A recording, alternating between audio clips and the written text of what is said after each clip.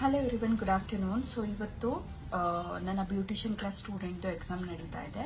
So this is the record. ಒಂದು ಬಂದ್ಬಿಟ್ಟು ಹೇರ್ದು ಮತ್ತು ಇನ್ನೊಂದು ಬಂದ್ಬಿಟ್ಟು ಸ್ಕಿನ್ದು. So I show you. ಈಗ ಒಂದು ಸ್ಟೂಡೆಂಟ್ ಬಂದ್ಬಿಟ್ಟು ಲಿಯಾಸ್ ಮೇಕಪ್ ಸ್ಟುಡಿಯೋ ಅಂಡ್ ಅಕಾಡೆಮಿಯಲ್ಲಿ ಜಾಯಿನ್ ಆದರೆ ಸೊ ಔಟ್ಪುಟ್ ನಾನು ತೋರಿಸ್ತೀನಿ.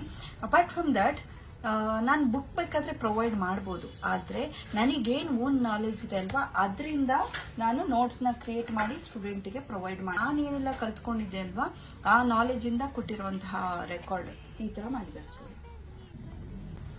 So this is the final.